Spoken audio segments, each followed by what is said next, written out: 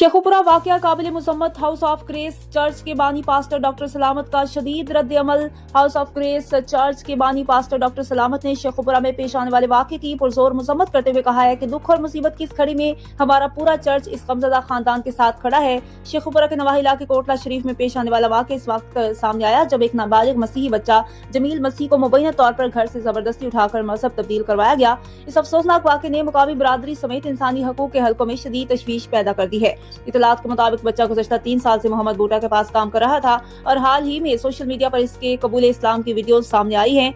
अहम सवाल ये उठ रहा है कि क्या एक नाबालिग बच्चा एक ही दिन में अपनी जिंदगी के इतने बड़े फैसले के लिए जरूरी मजहबी शऊर रख सकता है। पास्टर डॉक्टर सलामत ने रियासती इदारों से मुतालबा किया है कि वाक़े के फौरी, शफाफ और मुनसिफाना तहकीकात की जाए और बच्चे के हकूक को यकीनी बनाया जाए। उनका कहना था कि ऐसे वाक़यात न सिर्फ कानून की खिलाफ वर्जी हैं बल्कि अक़लीती बरादरी में शदीद अदम तहफ़्फ़ुज़ का बाइस बनते हैं। हाउस ऑफ ग्रेस चर्च ने वाज़ेह किया है कि वो इंसाफ के हसूल तक मुतासरा खानदान के साथ खड़े रहेंगे।